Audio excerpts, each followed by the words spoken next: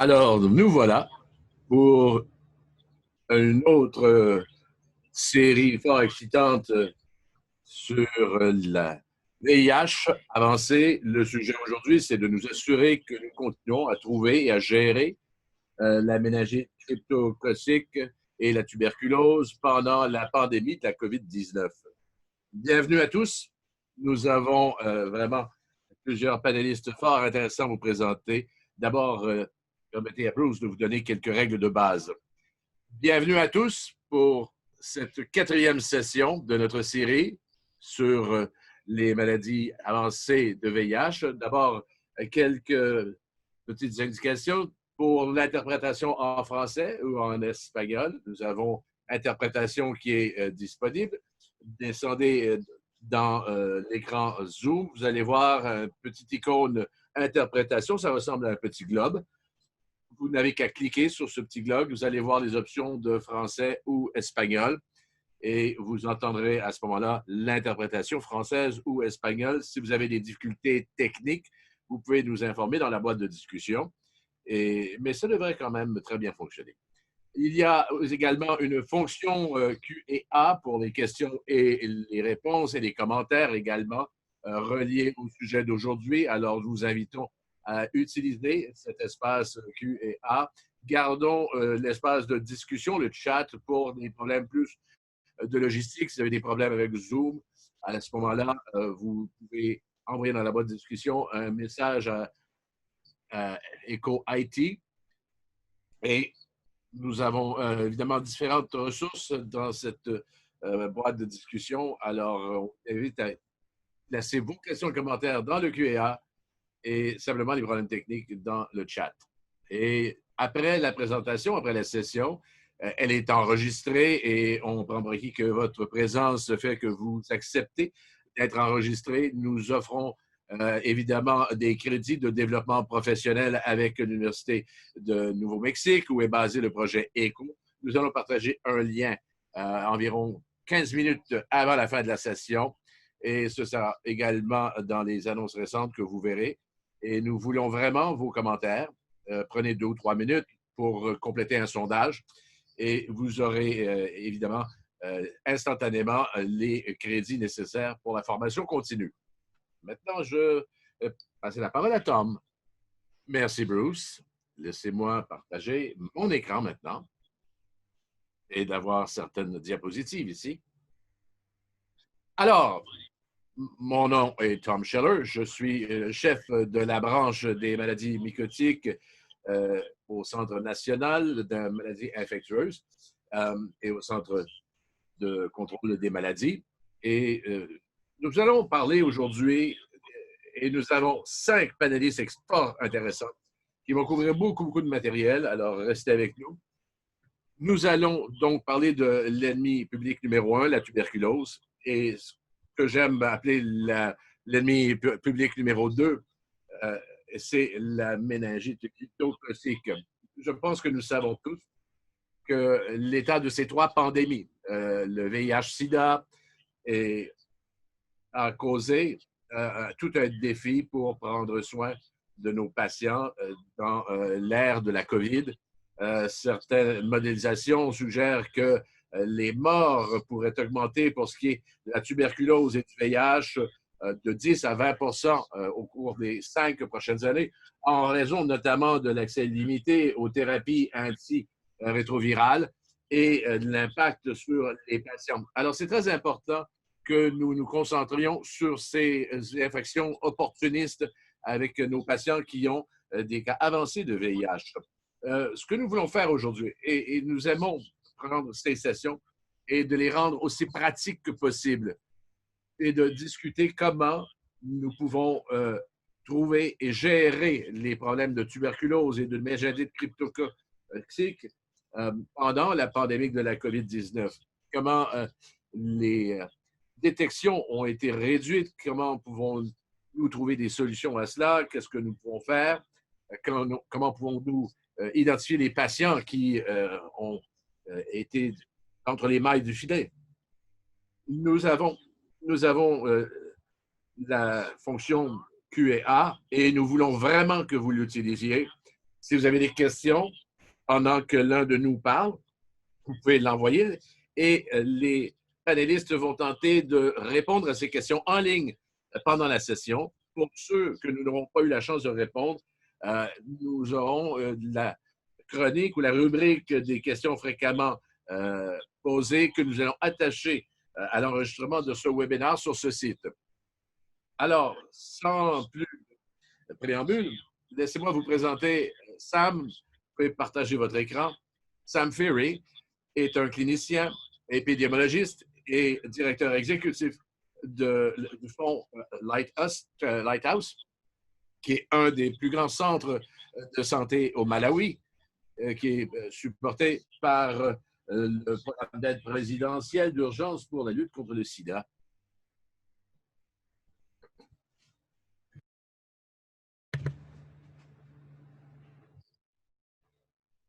Sam, votre micro est peut-être fermé.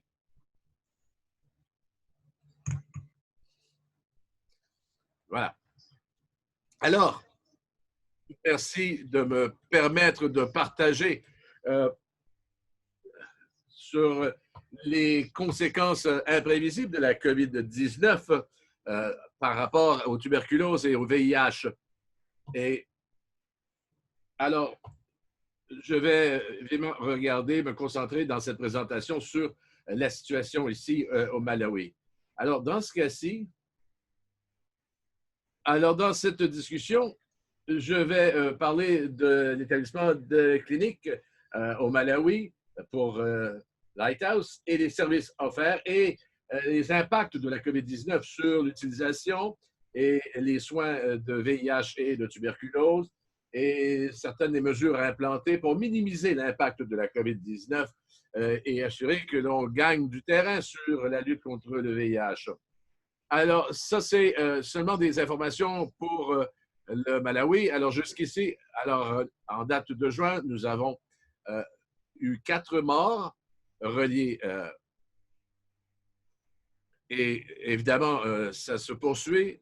Alors, pour la clinique Lighthouse, pour l'hôpital Lighthouse, nous avons des partenaires et nous sommes supportés par le programme d'aide présidentielle d'urgence, le PEPFAR, via le Centre de contrôle des maladies. Et nous avons des hôpitaux, des cliniques dans le sud, le centre et le nord de la région. Et nous avons environ 60 000 patients qui ont le VIH, avec également des patients qui arrivent. Alors, nous avons beaucoup de traitements, beaucoup de soutien et il faut faire des tests de façon régulière et d'avoir les médicaments pour, exemple, le diagnostic de cancer cervical, le traitement, la cryothérapie, la thermocoagulation et le diagnostic pour le sarcoma. Alors, nous avons un centre pour les patients dont le stade de VIH est avancé et nous avons des patients en clinique interne qui nous permet au Lighthouse de s'assurer, par exemple, que l'antigène cryptococique sérique et les tests LAM soient inférieurs à 200 cellules par millilitre et pour voir quels sont les patients qui ont des difficultés. Et nous avons également des services pour les diagnostics d'ultrasons et également, nous assurer que nous puissions avoir tous les diagnostics nécessaires. Alors, je vais partager de ce que l'on a vu jusqu'ici et nous avons des tests de façon très exhaustive pour le VIH et pour toutes les maladies et chronicoccoses alvéolaires. Alors, si on regarde les services d'utilisation, vous pouvez voir, alors les deux panneaux nous montrent la réduction de volume de gens qui ont reçu des tests de VIH en clinique et ce, au cours des derniers mois. Alors, vous voyez, pour Malawi, les tests ont commencé à diminuer à partir du mois d'avril et et nous avons vu comment nous avons dû prendre certaines décisions parce que nous avons réalisé que c'est un déclin significatif et pas toutes les facilités sont opérationnelles. Et il y a des patients qui ne viennent pas dans nos cliniques parce que, à cause de la crainte inhérente à la pandémie. Alors, si vous regardez à votre droite, encore une fois, vous voyez que nous avons vu un déclin dans le nombre de tests qui ont été effectués. Maintenant, pour ceux patients qui ne reviennent pas dans nos cliniques après avoir manqué de médicaments et à cause de la peur, et nous l'avons vu, des gens qui ont raté leur rendez-vous pour venir chercher leurs médicaments. Et on a vu une augmentation substantielle, comme vous pouvez voir, depuis la première semaine d'avril. Et encore une fois, dans les premières semaines, nous avons vu jusqu'à quel point ça a continué à augmenter, même dans la région du Sud. Alors, c'est l'impact que l'on peut voir. Pour ce qui est de la tuberculose, le nombre d'enregistrements a baissé légèrement dans la clinique familiale Umodi à Blantyre. Et encore une fois, la première semaine d'avril a vu cette baisse significative. Et dans ce cas-ci, nous voyons donc moins d'enregistrements de cas de tuberculose. Et maintenant, le nombre d'enregistrements dans la région centrale de Lilongwe, on a vu certains déclins, peut-être un peu plus contrôlés. Maintenant, pour ce qui est des cas diagnostiqués et présumés de tuberculose, encore une fois, en mars et avril, le déclin a été important, alors que ça s'est amélioré légèrement à l'hôpital Mwela au mois de mai. Alors, il y a eu une réduction du nombre de cas présumés que nous avons pu voir. Et nous avons décidé donc de laisser ouvert un des plus grands sites. Alors, comme vous voyez, en mois de mai, nous avons eu une petite résurgence parce que nous avons mis en place des stratégies pour que l'on puisse maintenir et dire aux gens que nos institutions, nos cliniques étaient encore opérationnelles. Maintenant, les services de diagnostic pour The Lighthouse dans la région centrale. Alors, on regarde évidemment le GeneXpert, le CD4 PIMA des cellules, également l'antigène cryptococique sérique. Dans certains cas, nous avons eu des pénuries de stock et on a vu encore là une baisse. Si on regarde par exemple le GeneXpert, si vous regardez la cellule CD4 PIMA, c'est plus élevé, mais encore une fois, les nombres pour le LAM également et pour l'antigène cryptococique sérique, alors, réalisation qu'il y a eu des pertes, des baisses et de patients qui sont venus aux cliniques. Et la situation plus dramatique, c'est avec les services pour les patients internes, la demande dans les centres médicaux. Pour ce qui est de traitement pour la tuberculose, on a une baisse de 21%. Les diagnostics avec le GeneXpert, c'est une baisse de 40%. Et pour la thérapie antirétrovirale, ben, c'est une perte d'environ 45%. Et alors, on voit vraiment des changements dans les patterns à cause de la pandémie. Alors, jusqu'ici, quand on voit, nous avons fait de l'entraînement pour notre personnel pour qu'ils puissent continuer à gérer les maladies infectieuses, qu'il s'agisse du VIH, de tuberculose. Et nous avons aussi fait des stratégies de réduction de risque de transmission de la COVID-19 parmi nos patients avec avec hygiène des mains, distanciation sociale, système de triage, évaluation. Et finalement, nous avons eu quelques patients qui sont venus qui, nous leur donnons les médicaments pour une période de 6 mois pour décongestionner les cliniques.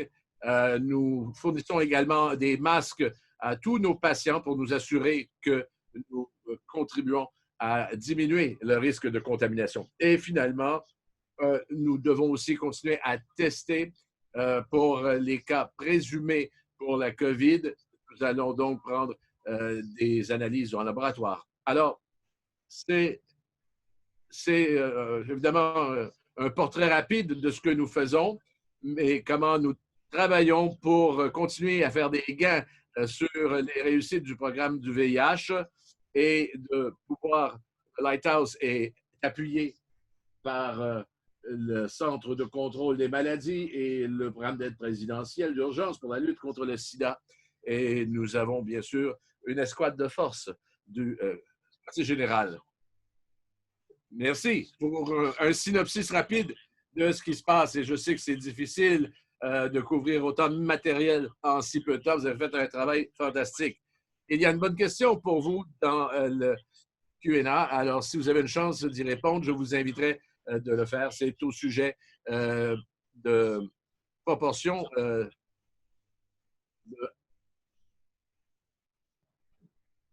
Nous avons un agenda très, très chargé. C'est mon plaisir maintenant de recevoir Gilles Ismaël, qui est au Centre national des maladies en Afrique du Sud. Et il est en tête du département pour la tuberculose. Et il a fait un travail formidable et pour les soins de réponse. Alors, je pense que Alex va apporter vos diapositives, Nazir, et on va vous céder la parole. Merci. Merci, Tom. Laissez-moi juste.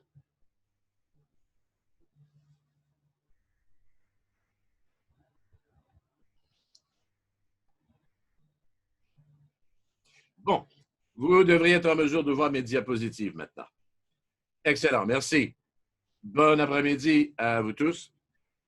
Aujourd'hui, je veux parler de l'impact de la COVID-19, des interventions de la COVID-19 sur la détection de tuberculose. Et pour vous dire un peu, ici en Afrique du Sud, par rapport à la COVID, nous avons la tuberculose, on parle de 301 000 cas en 2018. Et ça, c'est sur une base des estimés annuels en Afrique du Sud. Mais c'est une réduction parce que nous avons un déclin pour une deuxième année de suite. En 2013, nous avions 450 000 cas.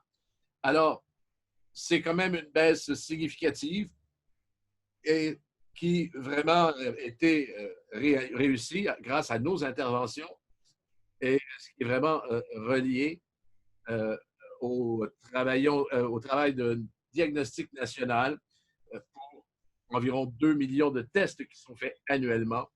Et cela amène évidemment une cible qui nous permet d'être réduite au cours de la dernière décennie. Et cela nous permet de mieux contrôler les cas de tuberculose.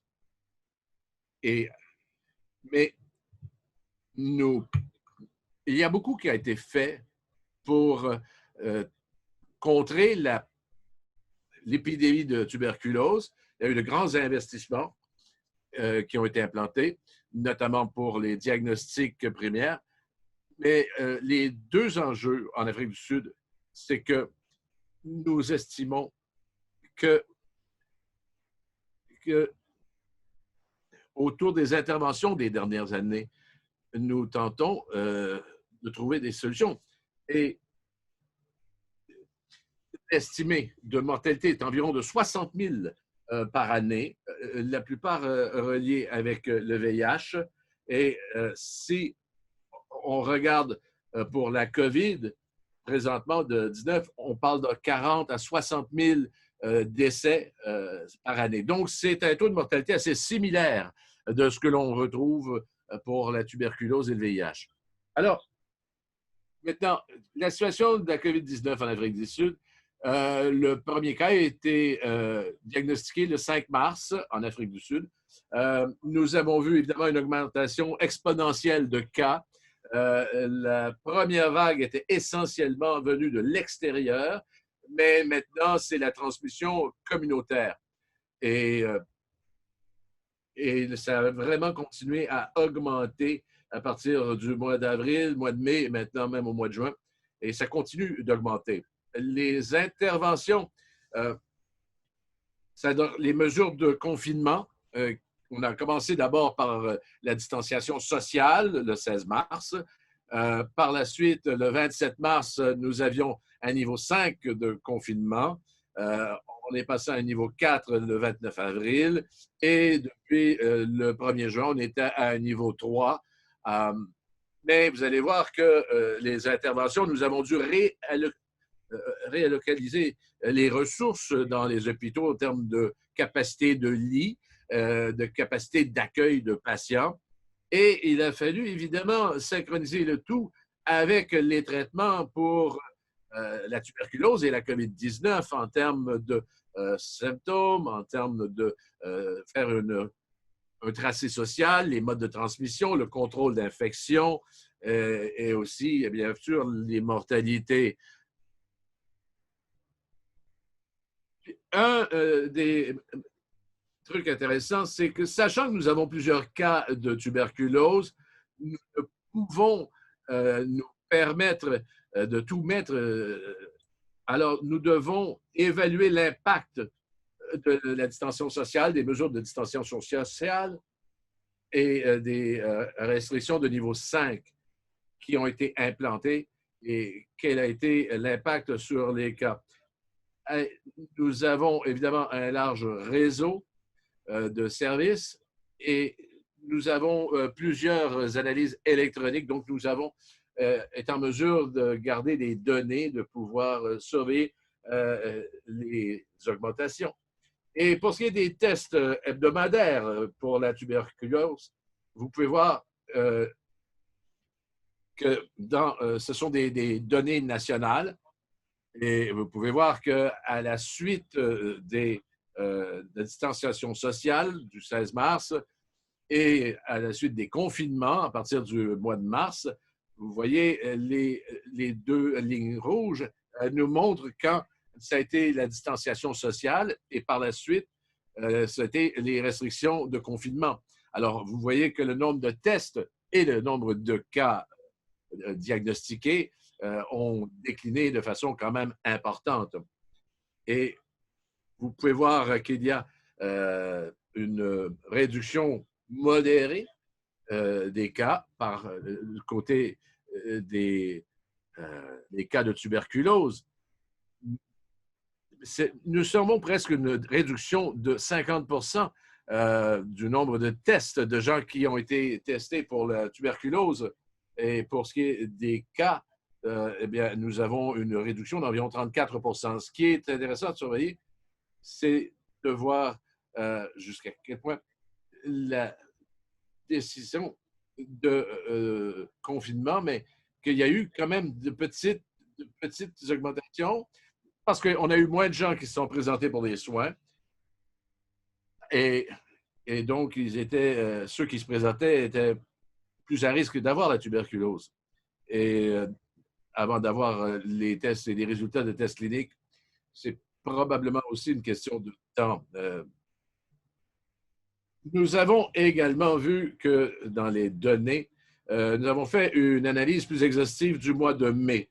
Et comme vous voyez la ligne grise, il y a une grande différence par rapport aux années précédentes. Ça, c'est un déclin de détection, de tests de détection.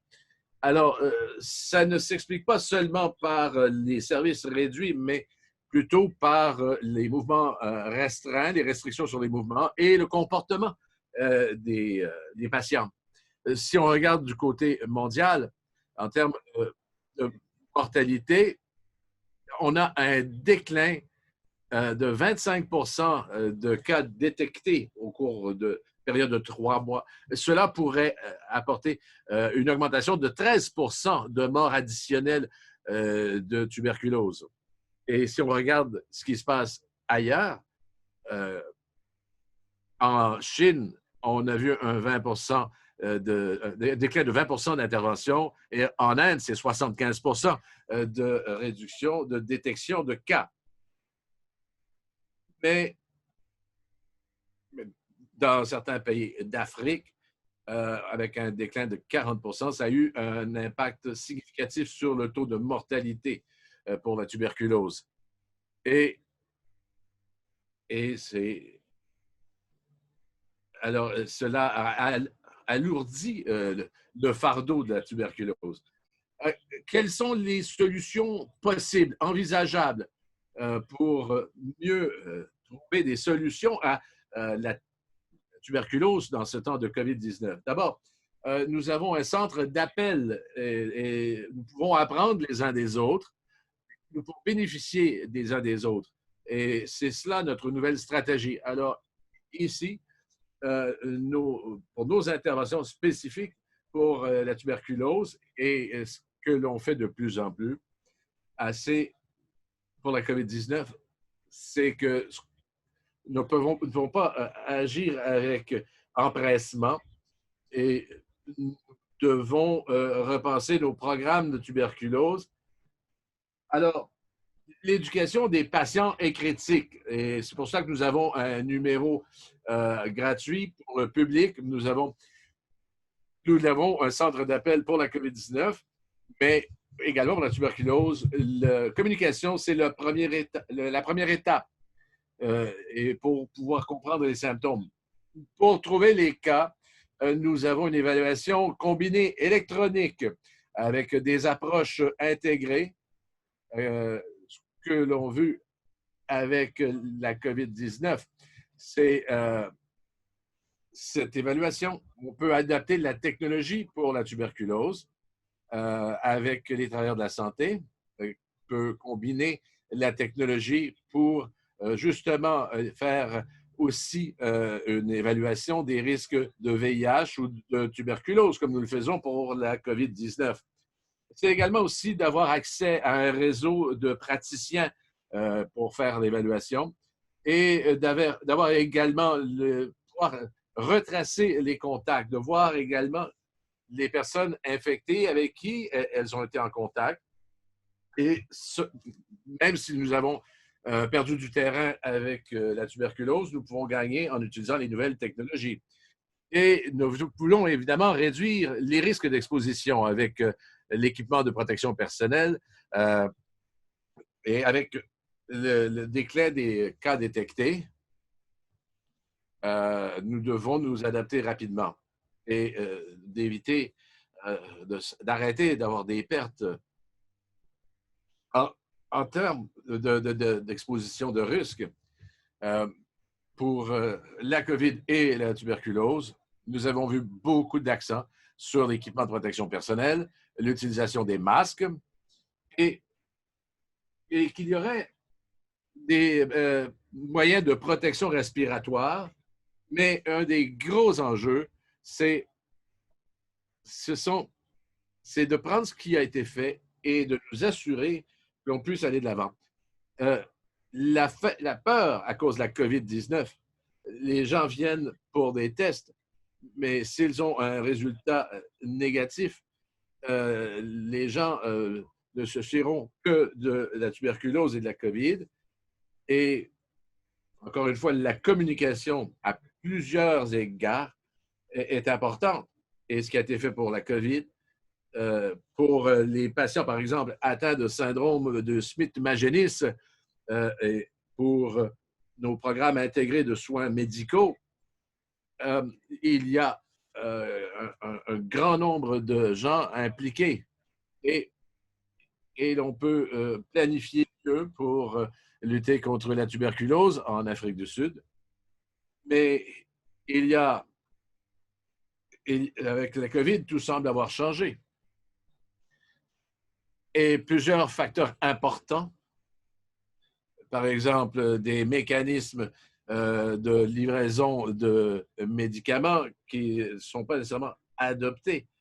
Ce que l'on doit faire pour la médication de la tuberculose et, et les gens qui pourraient être susceptibles de les... Et parmi les solutions de santé, on pense ici en Afrique du Sud d'avoir des piluliers et faire un peu comme en Chine et en Inde, et ce que l'on fera au cours des prochains mois. Et en terminant, l'utilisation des données, c'est très important. Ça a été une clé, vraiment une clé importante d'utiliser les données de laboratoire. Je vous ai montré à quel point nous avons pu avoir un meilleur monitoring, une meilleure réponse et une localisation des tendances. On a fait la même chose pour la tuberculose. C'est la même chose que l'on doit faire pour suivre l'épidémie de la COVID-19.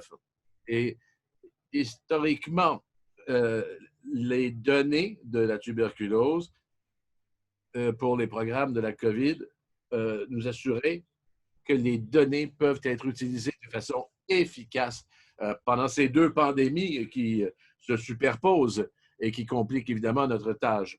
Les deux programmes peuvent bénéficier d'une approche intégrée pour contenir de façon efficace les deux épidémies. Si nous ne réussissons pas, nous allons perdre plusieurs patients. Alors, ici, nous avons ici une diapositive sur les réseaux mobiles pour faire le retraçage des contacts de gens contaminés par la COVID-19 et identifier d'autres gens qui seraient potentiellement porteurs de la COVID-19. Et la technologie est présentement implantée et c'est un outil fort utile pour justement retracer les contacts et les lieux. En conclusion, l'impact de la COVID-19 sur la tuberculose menace les succès que nous avions enregistrés jusqu'ici. Mais on a vu des réductions au cours des derniers mois et des morts supplémentaires de tuberculose. Mais ce qui est fantastique, c'est que ce qui était considéré comme impossible est maintenant possible, notamment les solutions de retraçage, les résultats de tests négatifs, le dépistage électronique. Donc, c'est une époque où il y a plusieurs opportunités pour composer avec ces maladies infectieuses. Et je pense que c'est très important peut-être de tester les gens qui pourraient avoir les deux symptômes. Et l'approche doit être intégrée sous certaines conditions. Et évidemment, tant pour la tuberculose que pour la COVID, il y a des endroits où nous pouvons faire du travail. L'éducation des patients, la communication, continuer le dépistage de cas, le retraçage. Et bien sûr, le travail de prévention et de contrôle infectieux, nous assurer de diminuer considérablement les risques d'exposition avec des équipements protecteurs appropriés. Mais d'abord, c'est le dépistage, le retraçage, et c'est ce que nous devons faire idéalement, pour la tuberculose. Et je répète, l'infection, le contrôle, la prévention d'infection, c'est très important. On ne le répétera jamais assez. Mais maintenant, avec la COVID qui s'ajoute au cas de tuberculose, les contrôles sont importants. Et c'est une opportunité pour nous assurer que non seulement pour la COVID-19 en 2020, mais ce sera ainsi pour les années à venir. Merci. Et je prendrai vos questions appréciées. Vous pouvez maintenant arrêter de partager votre écran et nous allons les nouvelles diapositives. Nazir, il y a de nouvelles questions pour vous. Vous pourrez y répondre. Sans d'autres préambules, je passe maintenant la parole à notre troisième conférencier, le docteur Yuri van der Heijden, qui est un médecin en maladies infectieuses à Johannesburg, en Afrique du Sud et aussi au centre médical de Vanderbilt à Nashville, au Tennessee. Et son travail de recherche, c'est améliorer les programmes de réponse pour les gens atteints de tuberculose. Yuri, j'ai hâte de vous entendre. Merci. À vous. Merci. Merci de m'avoir invité. Prochaine diapo. Alors, voilà. Alors, les objectifs d'éducation, ça a été fantastique de voir des programmes spécifiques à Malawi et au national en Afrique du Sud. Je vais parler un pas de recul pour brièvement donner un contexte global. Nous allons voir les considérations biologiques, les questions qui émergent, et nous allons nous concentrer sur l'impact des programmes à grande échelle et considérons les prochaines étapes. Alors, c'est probablement devenu une routine pour plusieurs d'entre nous de regarder des cartes comme celle-ci et de voir les cas de COVID-19. Je vous montre cela pour nous concentrons sur la superposition de la tuberculose, du VIH et autres maladies qui ne sont pas dans l'épicentre de la pandémie présentement. Mais si vous regardez la prochaine diapositive, selon les chiffres de l'Organisation mondiale de la santé de 2018, on voit la prévalence de cas de VIH et les nouveaux cas de rechute de tuberculose. On peut voir que c'est plus de 85 de ceux qui ont des problèmes de tuberculose et de VIH. On les voit principalement en Afrique. C'est une grande concentration de ces maladies et les gens qui ont les maladies avancées de VIH et des infections comme la méningite cryptococcique, c'est une préoccupation de réduire le taux de VIH. Alors, encore une fois, on veut renforcer que la COVID-19 n'est pas dans un vacuum. Il y a des maladies que l'on combat depuis très longtemps. Et encore, nous voyons que la tuberculose est au sommet de la liste morts en moyenne par jour. C'est le tueur numéro 1. Et la COVID-19 a évidemment mené une perturbation dans les programmes existants que nous avons vus dans les présentations précédentes et que sur lesquels on doit se pencher sérieusement. On parle également de soins. Nous ne devons pas oublier la prévention des maladies, qu'il s'agit de la vaccination chez les enfants, etc. Alors, pour brièvement vous dire que même s'il y a plusieurs questions qui émergent de la pathologie immunitaire partagée de la COVID-19 et de la tuberculose, il y a encore bien des choses que nous ne savons pas. Il y a plusieurs questions qui demeurent sans réponse sur le plan épidémiologique, même avec des ordres respiratoires partagés. Nous savons quelque chose à propos de l'infection de la tuberculose et la COVID-19 peuvent tous les deux entraîner des dommages pulmonaires. Il y a plusieurs préoccupations quant à l'effet combiné de ces maladies. Et question à savoir si la maladie, la tuberculose ou les tuberculoses précédentes, est-ce que ça augmente le risque pour la COVID-19 ou même avoir des cas plus sérieux de COVID-19? Nous attendons encore les données là-dessus. Il y a quelques données qui suggèrent qu'il y a peut-être un risque augmenté pour des patients qui ont une infection latente de tuberculose et également un risque pour ceux qui ont des cas plus graves de la COVID-19. Mais nous attendons pour détails. Autre question sont de savoir est-ce que la COVID-19 peut réduire le risque d'infection à la tuberculose.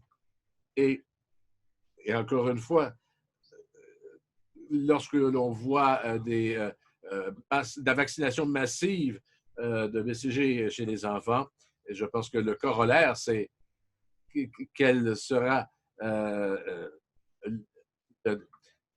quel sera l'impact de ces vaccinations sur une période de temps. Alors, il y a plusieurs questions sans réponse.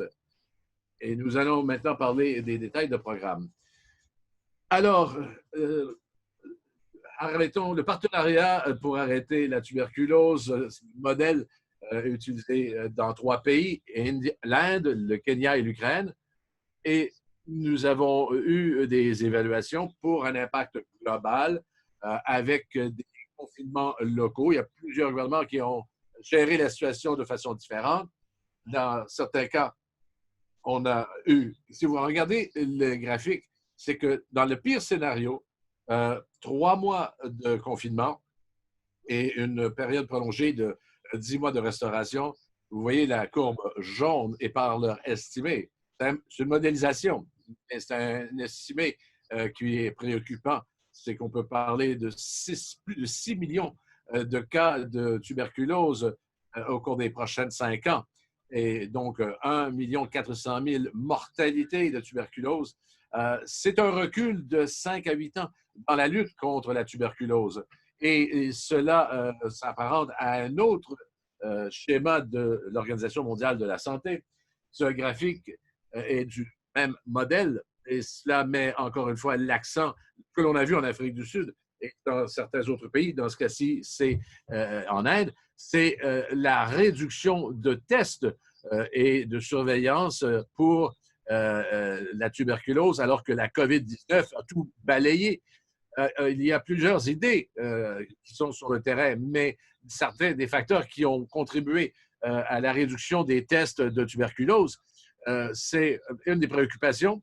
Ça a été, en fait, l'une des conséquences, c'est de réassigner le personnel de la santé et le personnel hospitalier de la tuberculose aux soins de la COVID-19. Nous avons vu l'interruption de médication, de la livraison de médicaments, des fournitures essentielles. On pense à tout ce qui est nécessaire dans un laboratoire, les délais de transport et de livraison et des annulations et la limite pour les déplacements restreints des patients, l'accès aux centres de soins de santé, des patients qui ont peut-être des symptômes respiratoires pour se faire tester ou qui ont peut-être déjà la tuberculose ou le VIH.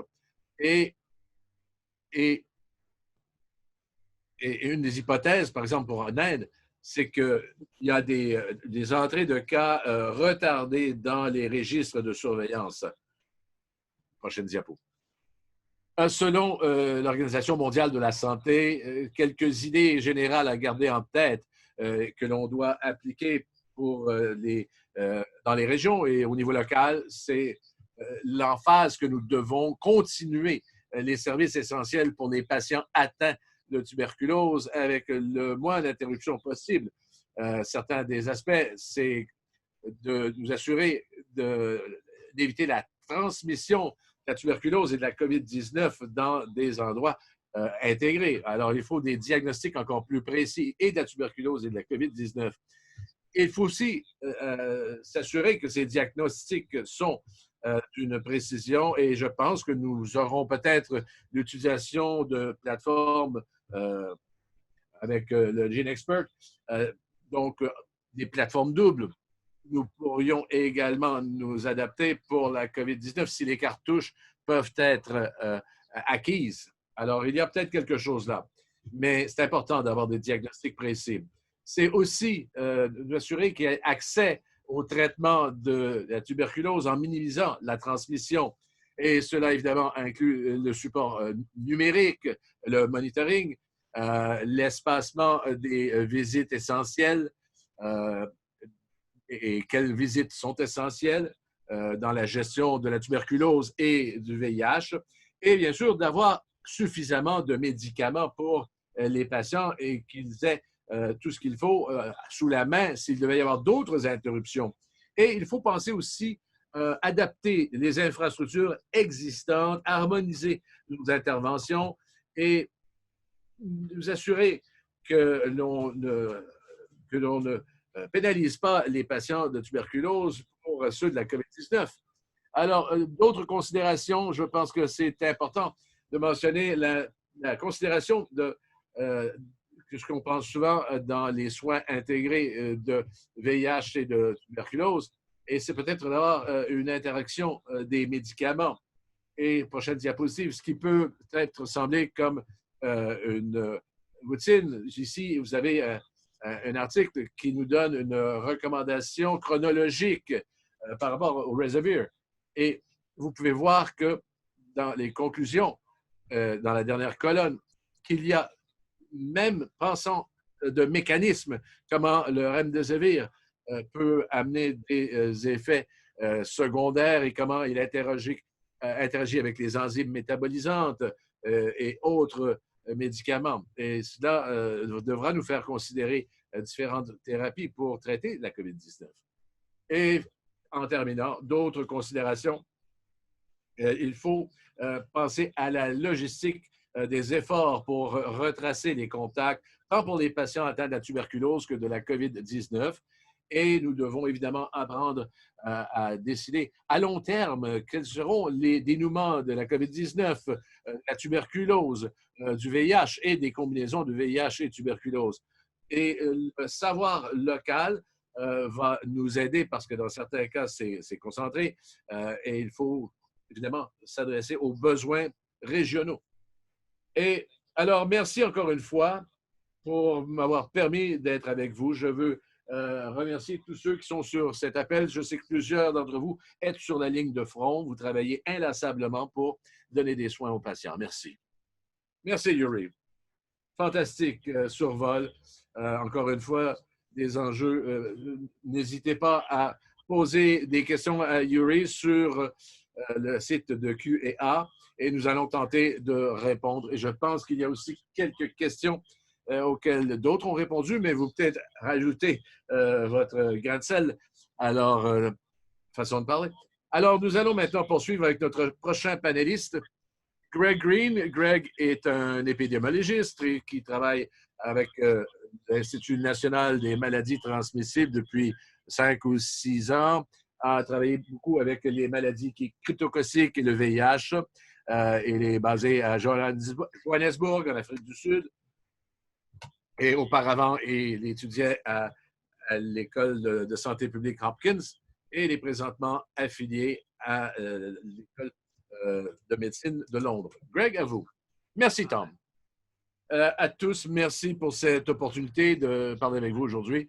Mon nom est Greg Green, je suis épidémiologiste ici au NICD à Johannesburg. Je veux parler de l'impact de la COVID pour les antigènes cryptosériques.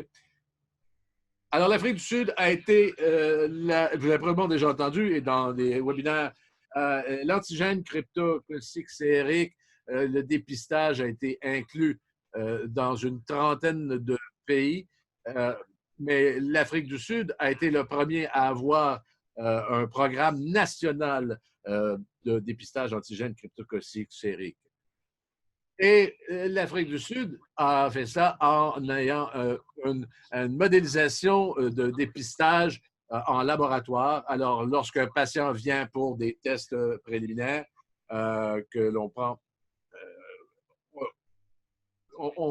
que l'on initie ou pas la thérapie antirétrovirale, nous allons prendre un prélèvement sanguin et ensuite, il y aura le test CD4 de cellules CD4 et si on a des cellules CD4 moins de 100, il y aura ensuite une deuxième étape et si c'est le contraire, on aura à ce moment-là, que ce soit pour le CM ou la méningite cryptococique. Prochaine diapo. Alors, par exemple, quelques statistiques que nous avons eues au cours des 3 dernières années. Au cours des 3 dernières années, nous avons reçu un peu plus de 933 000 patients avec un CD4 de moins de 100 échantillons. Pour ce qui est de l'antigène cryptococique sérique, nous avons eu des tests qui, on a vu 6 % positifs. Et au niveau des patients, parce que tous les patients sont plusieurs pour plus des tests multiples de CD4, alors c'est 755 000 patients qui ont été évalués et seulement 46 000 personnes qui ont été jugées positives à l'antigène cryptococcique sérique. Prochaine diapo. Alors, au-delà de la surveillance pour les maladies cryptococciques, il y a quelques rôles différents dans la gestion. Vous avez certainement entendu parler de la surveillance des antigènes que nous faisons en laboratoire pour les patients qui sont atteints de méningite.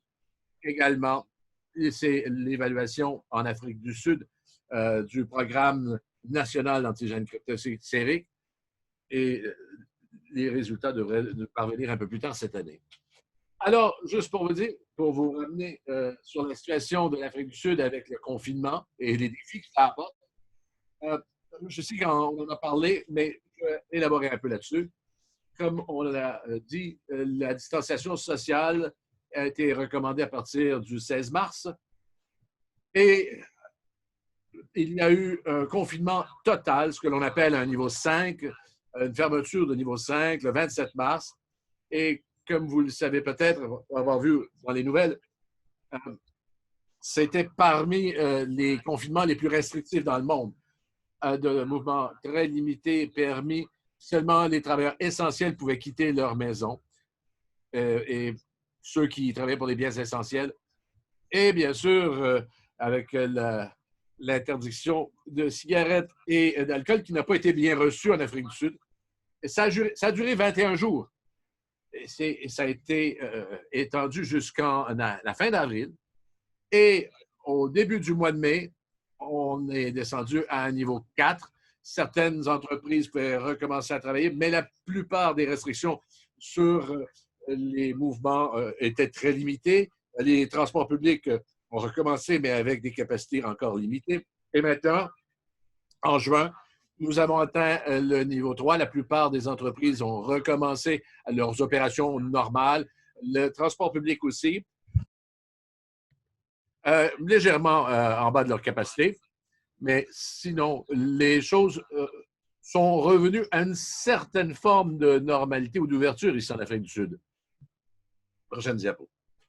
Alors, quand on voit à quel point cela a affecté le test d'antigène cryptococcique sérique, vous voyez, par rapport à la tuberculose, nous avons vu un déclin des chiffres de façon générale en raison du confinement. Si vous regardez le tableau à la gauche, cela vous montre les tests positifs d'antigène cryptococcique sérique.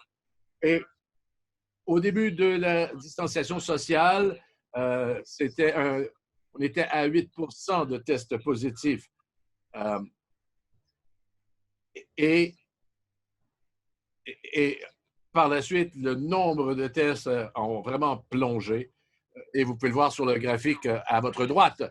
Et ce qui est intéressant, c'est qu'il y a eu un déclin significatif à la fin avril et nous avons réalisé qu'il y avait aussi 4 journées fériées à la fin d'avril ici en Afrique du Sud. C'est une saison festive et cela résulte généralement en l'utilisation plus limitée des cliniques. Prochaine diapo. Alors, avec une pointe et un déclin dans le nombre de cas général, nous voulions voir ce que nous faisions en termes de détection de cas, si le pourcentage plus élevé de dépistage faisait en sorte qu'on avait plus de cas. Quand on compare, à gauche, les tests hebdomadaires pour l'antigène cryptococcique sérique, nous voyons encore que ce déclin est similaire pendant le confinement. Vous le voyez avec les lignes pointillées à la fin mars jusqu'à la fin avril. Nous pensons que nous avons raté un nombre significatif de cas positifs et pour la tuberculose, serait pour un bon nombre de raisons, que ce soit pour des soins tardifs, plus d'attente. Prochaine diapo.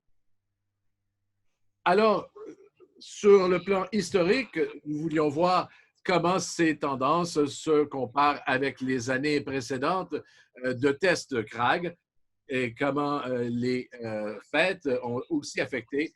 Alors, si on compare 2020 avec les 3 dernières années, nous voyons que les 3 années ont commencé à peu près au même niveau et vous voyez que le déclin a vraiment commencé avec les mesures de distanciation sociale et de confinement par rapport aux autres années. Nous voyons une tendance quelque part similaire vers la fin avril, mais comme vous pouvez le voir, en 2020, en général, les chiffres sont beaucoup plus bas. Prochaine diapo. Alors, nous avons aussi regardé au cas de méningite cryptococique et de cas confirmés. Et ça, nous n'avons pas vu une tendance similaire. Les diagnostics n'ont pas vraiment diminué à cause du confinement. Et si vous regardez la prochaine diapositive, il y a plusieurs explications possibles pour cela. Encore une fois, avec les mesures de confinement, les transports étaient extrêmement limités. Les gens avaient également une peur généralisée de se présenter dans les centres de soins de santé.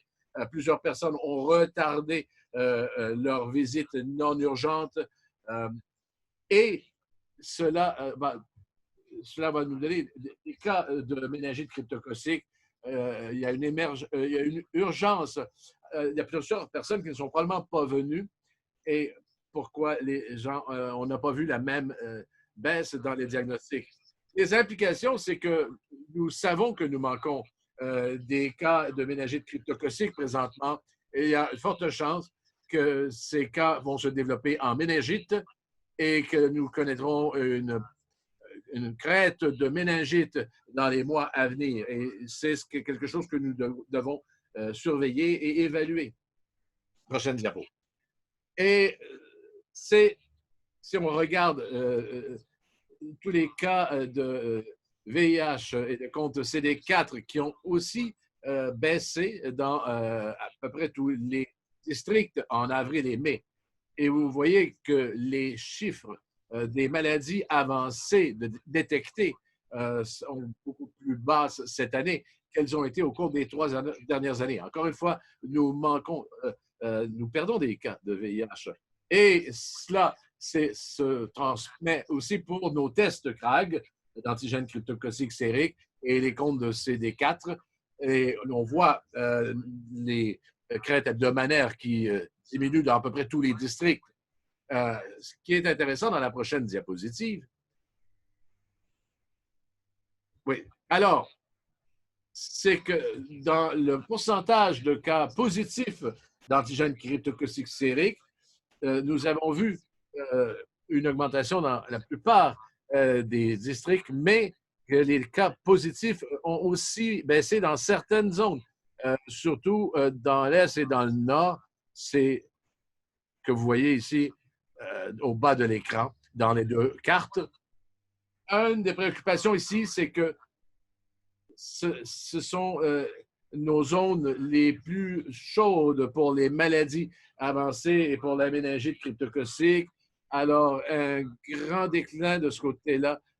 Nous aimerions que ce soit un bon signe, mais c'est peut-être aussi un signe que nous manquons beaucoup plus de cas dans ces régions. Et tant au nord que dans le Cap de l'Est, ils ont des limitations de transport encore très strictes, même dans une bonne journée. Alors, peut-être que les gens ne vont pas chercher les soins dont ils ont besoin. Et on a également eu dans ces régions des cas de COVID-19 et ça peut-être aussi été un facteur pour dissuader les gens de se rendre dans les cliniques et les hôpitaux. Alors, quelques points pour résumer. En général, les tests pour l'antigène cryptococique sérique et pour les maladies reliées au VIH a baissé depuis le confinement. Les diagnostics de méningite cryptococique n'ont pas diminué, mais nous pouvons nous attendre à des cas supplémentaires dans le futur immédiat et probablement des morts à domicile de la méningite cryptococique. dans certaines zones. Et malheureusement, nous n'avons pas les moyens de dépister et d'avoir de la surveillance. Et nous devrons mettre en place des systèmes si les tendances se maintiennent lorsque l'on se retrouvera dans un niveau avec un confinement de niveau 3. Peut-être que les gens maintenant ont accès au transport public et seront en mesure de se déplacer plus librement. Alors, comment cela se traduit pour l'action au niveau de la santé publique?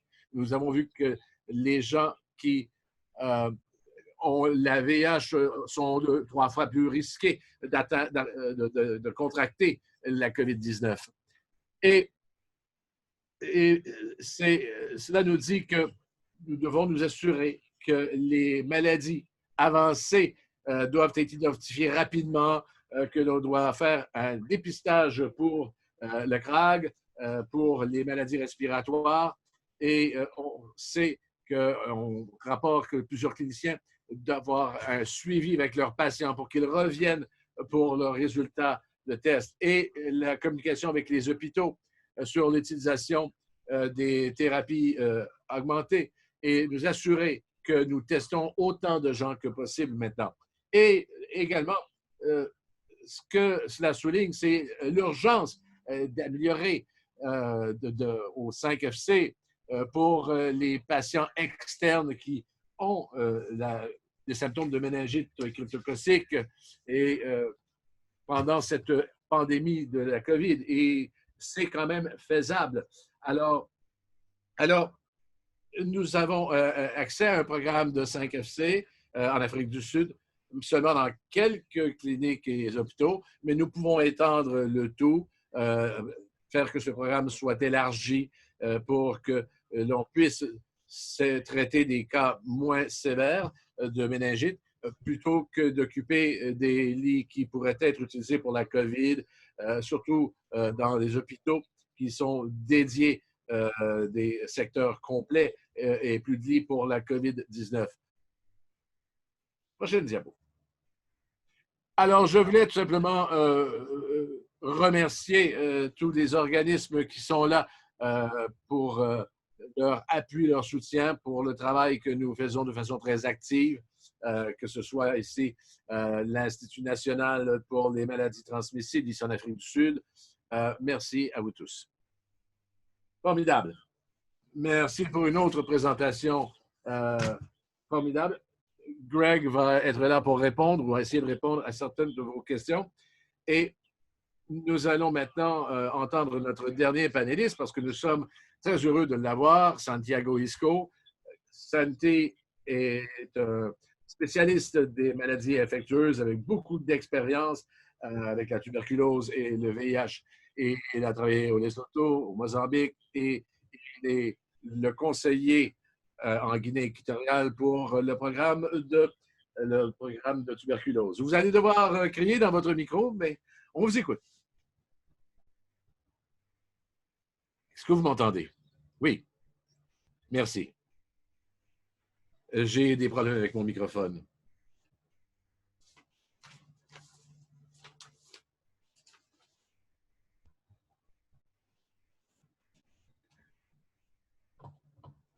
Vous pouvez voir la diapo.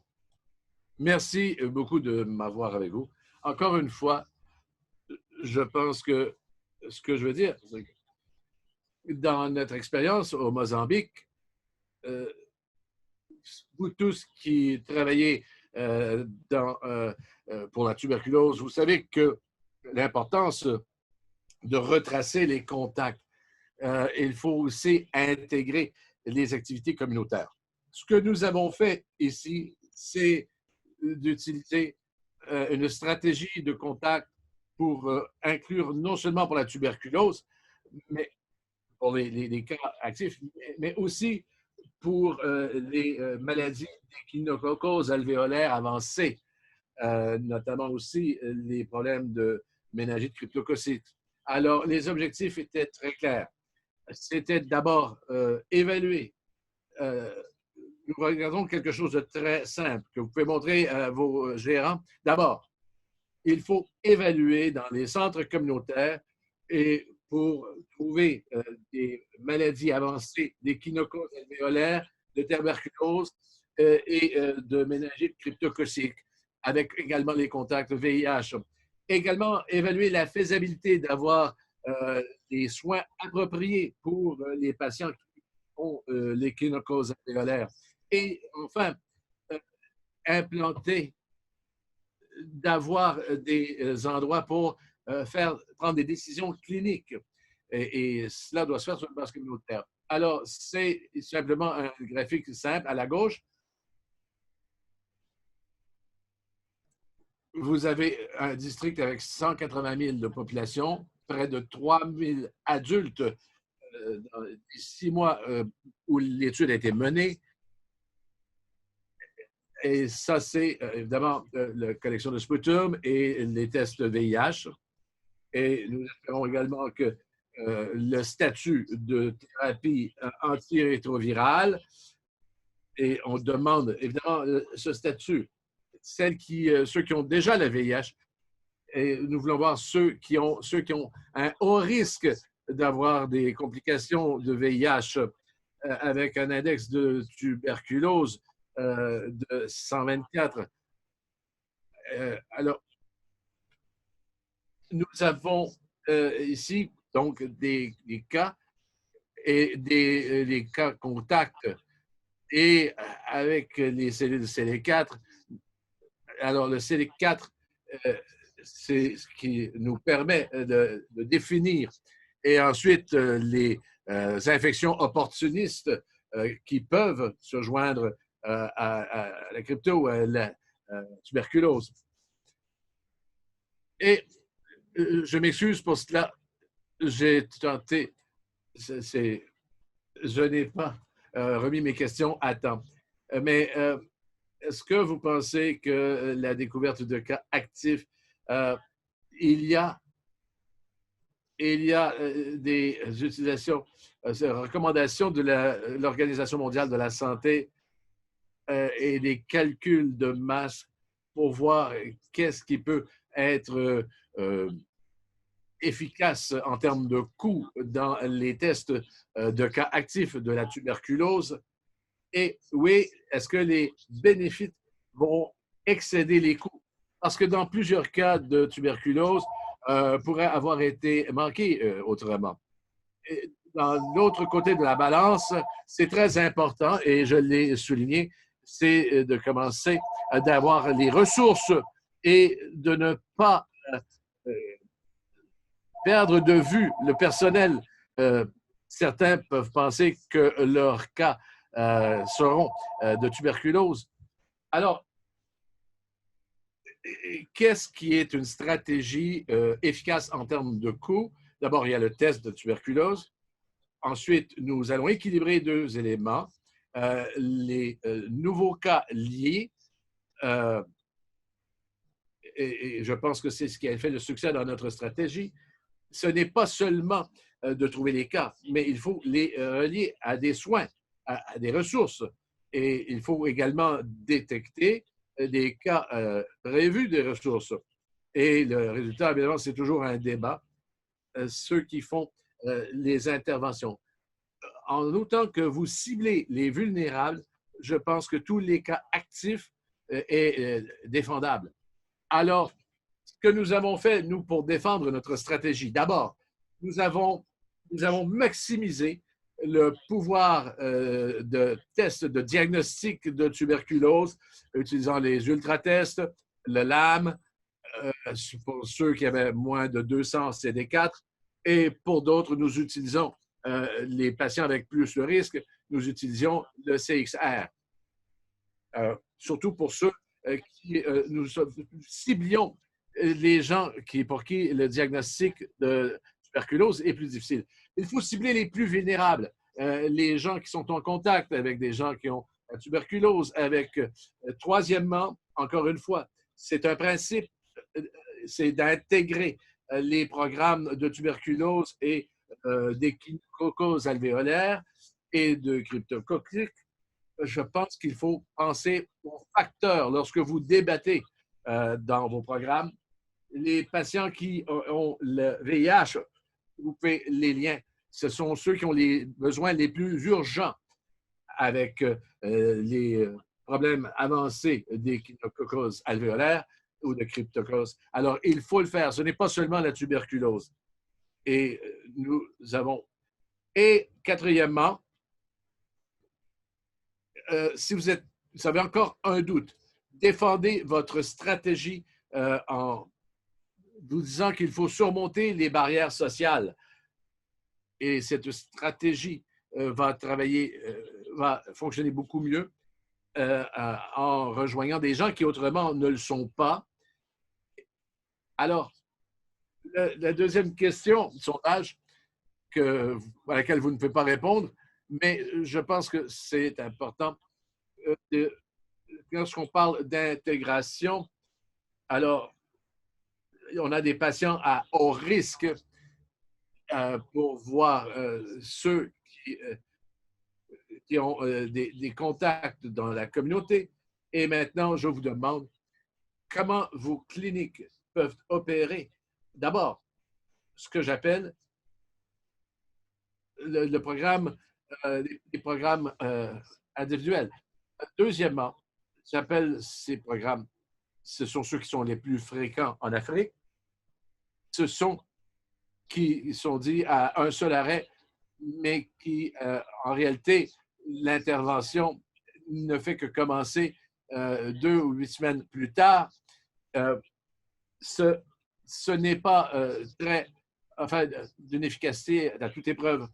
Et le troisième, c'est une clinique à un arrêt qui met l'emphase sur les échecs de thérapie antirétrovirale. Souvenons-nous que les patients tuberculeux qui ont le VIH, par définition, ils ont échoué dans certains cas, ils n'ont pas la résistance. Alors, nous devons composer avec ces situations.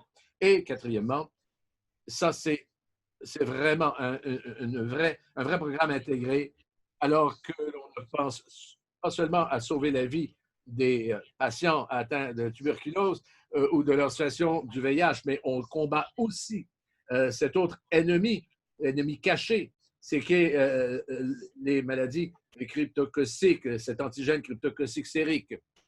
Alors, juste pour mettre l'emphase sur le message, les cliniques doivent faire davantage de dépistage de CRAG et les cliniques de VIH avec contact de tuberculose doivent faire plus.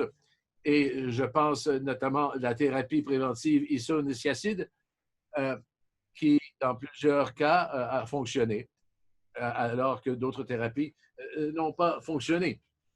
Dans certains cas, de moins de 10% dans les cas de IPT. Et à la fin, nous devons prendre une grande décision, à savoir si c'est une clinique de tuberculose ou de VIH, que nous commençons la thérapie antirétrovirale plus tôt, ou si nous la retardons. Et sinon, ça pourrait même faire plus de dommages aux patients. Alors, nous avons notre patient, nous avons besoin du CD4, c'est les tests. Ça ne veut pas dire que nous n'avons pas besoin du CD4. Peut-être que nous n'avons pas besoin pour ceux qui sont parfaitement stables et en santé, mais nous devons surveiller ceux qui ont des... un mot. Vous aurez accès à toutes ces diapositives, mais nous avons déjà parlé du CRAG et vous avez peut-être également des programmes dans vos programmes de tuberculose et de VIH, de patients co-infectés. Combien d'entre eux ont des cellules moins de 200? Moi, je peux parler de 50 à 70%. Et ce que l'on voit chez les patients qui en ont moins de 200, plus le CRAG, on parle de 5,6%. Et ce que l'on voit, c'est que c'est des high risk qui n'est pas la mortalité dans les programmes de tuberculose, selon celui que l'on rapporte, qui peuvent faire preuve de prévention. Et encore une fois, je dois dire quelque chose. C'est Craig, c'est ouais, on parle de vraiment les têtes rapides qui nous donnent des résultats qui sont formidables. C'est historiquement plus élevé dans les cas de tuberculose. Alors, nous avons par contre trop peu de tests et nous les mettons dans des endroits, dans les gros hôpitaux et pas près des patients. Heureusement, l'Organisation mondiale de la santé a dit que le diagnostic de première ligne est tellement supérieur, et nous le savions d'avant, à la microscopie, que ça devrait être la première chose pour tout le monde. Et ensuite, le LAM. Oui, nous voulons parler du LAM. Et laissez-moi vous dire que l'Organisation mondiale de la santé, en 2019, en octobre 2019, a dit que les disséminations de décès, cela fait en sorte que l'on se posait de grandes questions. Comme cliniciens, nous voyons chaque jour ces cas et des patients qui sont en mal en point. Et pour ceux qui ont été diagnostiqués il y a 2 mois, se sentaient faibles, minces, mais autrement en condition de prendre soin de ses enfants. On a commencé la thérapie antirétrovirale et vous seriez surpris, 2 mois plus tard, le patient avait très bas poids, déshydraté, une toux occasionnelle, sèche, pas de dyspnée, des problèmes péritonéales, mais abdomen, vous savez ce que c'est. Mais on n'est jamais certain. On ne sait jamais quoi faire avec un tel cas. Surtout quand le concept de dissémination n'est pas très fréquent. Alors, ici, il y a des options. D'abord, c'est probablement septique, ça prend des fluides, des antibiotiques et toutes les enquêtes que nous pouvons faire dans différents contextes. S'il n'y a pas de réponse au cours des quelques jours, nous allons entreprendre un traitement empirique pour la tuberculose. Certains vont dire qu'il faut attendre de 24 à 72 heures. On leur donne quelques jours et puis là, on prend la décision pour voir si le patient ne répond pas aux antibiotiques. On entreprend les traitements empiriques de tuberculose. Sinon, vous avez le LAM qui est disponible, mais vous attendez à ce que le patient ne répond pas à votre premier diagnostic et vous décidez de faire le traitement LAB pour la tuberculose. Et ici, en vert, c'est, même si l'Organisation mondiale de la santé dit qu'il y a plusieurs expériences et des tests, attendez, utilisez le TB-LAM dans l'évaluation, à l'admission, au point d'entrée, quand le patient est admis. C'est, selon l'Organisation mondiale de la santé, c'est le patient doit être hospitalisé, on utilise le LAM. Juste un rappel rapide, les maladies infectieuses dans les pays occidentaux, c'est un article très formidable, mais qui nous rappelle que dans les pays où il y a beaucoup de tuberculose, les bactéries, c'est la tuberculose bactériologique. Et nous retardons le traitement parce que nous avons peur. Et ce sont eux qui, quand on regarde cette méta-analyse, 40 à 60% de toutes les mortalités chez les patients qui ont atteint le VIH. Et voici comment le TB-LAM fonctionne et comment nous avons réussi dans notre étude. Nous ne comparons pas le LAM. Nous avions les rapports de nos cliniciens et nous avons dans tous les districts, nous avons intercepté des cas. Alors, ils nous rapportaient que les cas de tuberculose pour que nous puissions leur demander d'aller aux maisons et de voir pour leurs contacts. Mais tant que ces diagnostics ne seront pas disponibles pour nous, nous ferons aussi le TB-LAM. Alors, nos cliniciens, ils ont testé le CXR, dans bien des cas, le GeneXpert, mais là où le GeneXpert n'était pas disponible ou c'était négatif, ou le test n'était pas possible, alors tous ces patients sont des patients que les cliniciens, même chose que on dit, je suis désespéré, mon patient se meurt, alors je suis désolé, je vais commencer le traitement de tuberculose. Alors, parce que nous avons recruté les patients, nous avons fait l'évaluation et le TB-LAM a confirmé le diagnostic dans tous ces cas de tuberculose alors qu'ils entraient à l'hôpital. C'est arrivé parce que dans plusieurs patients, le GeneXpert test n'est pas disponible et cela n'a pas permis. Alors, ce n'était pas disponible. Et c'est ce que j'appelle un céligraphe. Et que des patients qui ont testé pour certains. Alors, rapidement, les résultats.